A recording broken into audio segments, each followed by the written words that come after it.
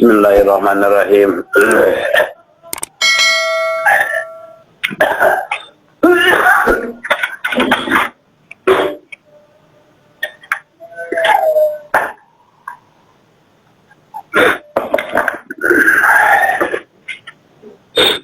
An-nasu ari manusia fi wurudil minnani ngatilang-tilang tumibana kanugrahaan eta ala salah satu aksamin kabagi kana tilu bagian parihun bil minnani lamin haisu muhdiha hiji jelema bunga bil minnani kalawan nugraha lamin haisu muhdiha lain tina sakira-kira anu merena kana eta minnan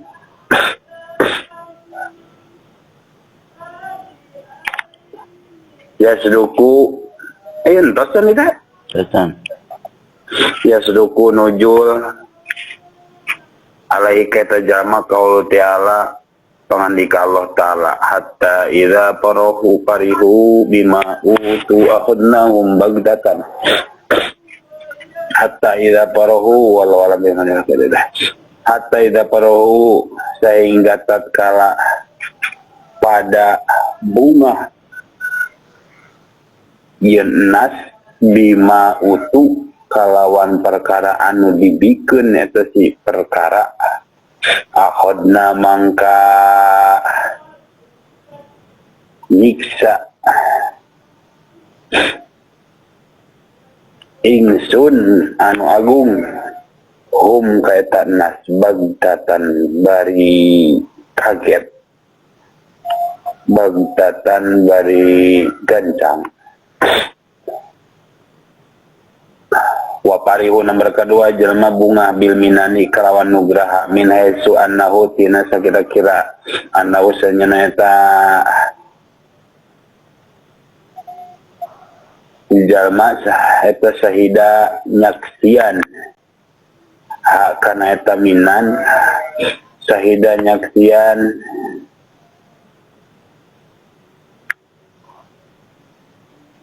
eta parihu teh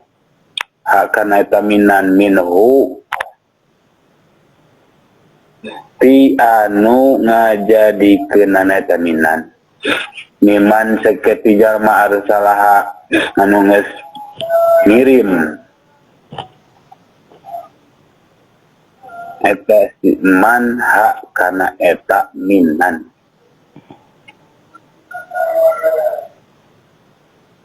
wa nikmatan jeung dadi nikmat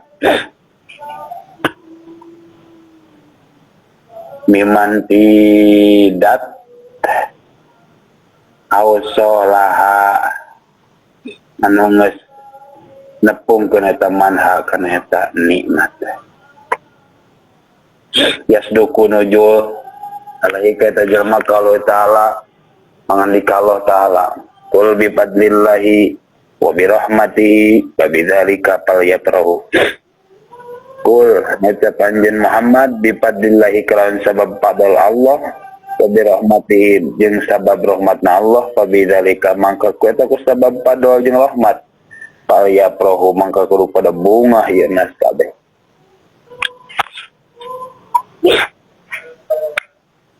wa khairun mimma yajma'un wa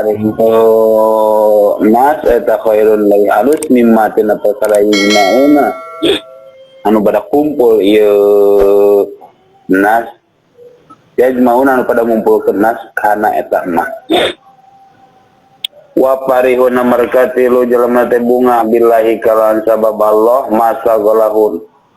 ente nungkulkeun ka eta jalma minal minnani tina pirang-pirang nugraha naon dohirna muta'atti'a senang na nikmat wala batinu minnati jeung teu matak nungkulkeun batina kanugrahan nikmat bal sagolahu balik dan nungkulkeun kaita jalma naon annadru ningali lillahi ka Gusti Allah amma siwahu tina perkara kalian di Allah. Wal jam'u jeung kumpulna eta si jalma alaihi sarta Allah fala yashhadu kita bisa nyaksian illa iyahu amin ka Allah yasduku nuju lalai kaita si jalma ka Allah ta'ala pangan di Allah ta'ala kulillahu summa darhum fi hudihim jawab kalau ucapkan anjin Muhammad Allahu Allah anu nurunkeun Al-Qur'an summa darhum maka ngabiarkeun maka ngabebaskeun kaita jalma teh fi hawadihim dina kasesatan nanyal abun pada ulin-ulin fi hawadihim fi nanyal abun fi hawadihim asalna ulin-ulinan dina kasesatan dina ya hikmah terakhir bukannya nyen ibarat bahwa jelema teh kabagikan tilu ngitung-ngitung dina waktu keur narima nikmat atau anugerah nu kumaha ya posisi hate tapi parihun kahiji jelema teh bunga bil minani kalawan sabab menang nugraha lamin haesum diha henteu ningali ti arah-arah anu memberikan eta nugraha wa munsiuha jeung sumberna eta nugraha walakin biwujudin mut'atihi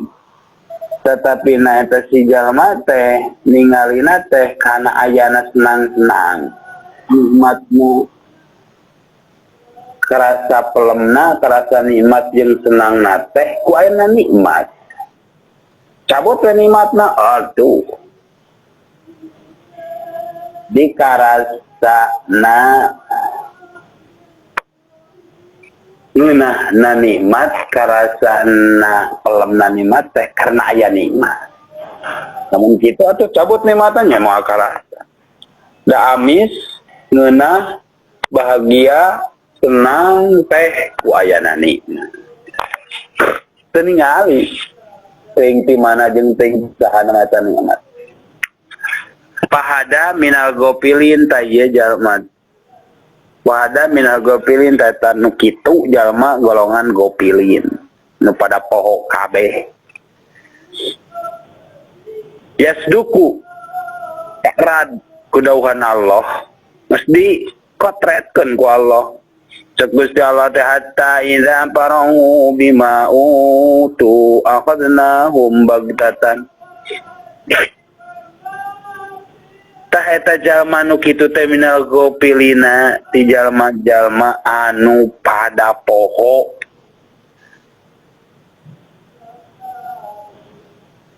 idza pahata idza parahu di saat tatkalana bunga eta si jalma teh bima ku sesuatu nikmat utu anu dibikeun eta si nikmat ka eta jalma akhadra mangka Allah moal hese deing ke di saat nyiksana teh bagdatan bari kaget bari cepet artina mah tereh kana siksaana teh na kitu terus ayatna hiji tah waparyun nomor kadua jalma bil minani ku aya sabab nikmat jeung nugraha teh min haizu annahu syahidaha minnatan dina sakira-kira annahu zanyana eta jalma teh syahida musyahadah hakana eta nikmat minnatan kanu ngajadikeun nikmat mimman tidak ti Allah arsalaha geus nurunkeun Allah kana eta nikmat wa nikmatan jeung karasa nikmat teu matak poho ka Allah apal bahwa eta nikmat teh saha, apal eta nikmat teh sababna saha, miman tidak aw salah anu nepungkeun kana eta nikmat ka eta jalma. Tah di saat jalma diberi nikmat jeung kebahagiaan, lamun mah inget ka anu pemberi nikmat, ngesaya dina kotretan Al-Qur'anna saur Gusti Allah, kul bi fadlillahi wa bi rahmatihi fa bidzalika falyafrahu huwa khairum mimma yajma'un. Kul ucapkeun ku anjeun Muhammad bi fadlillahi dengan fadl Allah, wa bi rahmatihi dengan rahmat Allah, fa bidzalika ku ayana fadl jeung rahmat Allah, falyafrahu pada bunga eta jelema kabeh. Lamun jelema ngarasa bunga ku fadl jeung rahmatna Allah, lain ku nikmatna. Allah memberikan fadl, Allah memberikan rahmat, baik dina ibadah, baik dina kehidupan dunia. Khairun lebih halus mimma yajma'un tinimbang jelema anu pada ngumpul-ngumpul kabeh kana eta perkara. Kadua, waparihun nomor katilu, billahi bisabab Allah ma sagolahu dekat tungkulkeun eta si jalma teh bil minani ku ayana nikmat jeung kanugrahaan. Naon dekat tungkulkeun teh dohiru mutaatiha kana ngebrehna kana buktina eta minan, wala batina minnatiha jeung jero-jeroanana kanugrahaan. Artina mah diberi nikmat kitu, teu diberi nikmat jangar kitu, diberi nikmat lempeng, teu diberi nikmat lempeng. Eueuh karasana antara nikmat jeung teu nikmat teh anger. Nah, kok bisa gitu? Tah billahi masagolahu bal sagolahu balik takatungkul annadu ilallahi. Ngeunahna nikmat teu karasa ngeunah, teu ngeunahna teu boga nikmat teu karasa, kaelekeun kabeh ku katungkul ningali kadat Allah amma siwahu, sehingga bisa melupakan karena perkara salianti Allah. Anak kita tuh lawan diberi penyakit teu karasa nyerina, anak itu lawan diberi duit teu karasa bungahna, sabab ngahijina manehanan jeung Allah setara teh teu bisa kaelehkeun ku penyakit, teu bisa kaelehkeun ku balahi, teu bisa kaolo ku nikmat. Berjalan we ayam boga duit 1 miliar lempeng waktu ke madrasah, penyakit dia namro wah lempeng gitu. Teu matak ngabarobahkeun kana kondisi jeung posisi hate di saat datang nikmat jeung di saat datang balahi. Wal jam'u manehanana kumpulna jeung Allah alaihi jeung eta janna teh fala yasiru illa iyyahu, teu bisa niksian, teu bisa musyahadah illa iyyahu, hanya kecuali dengan Allah.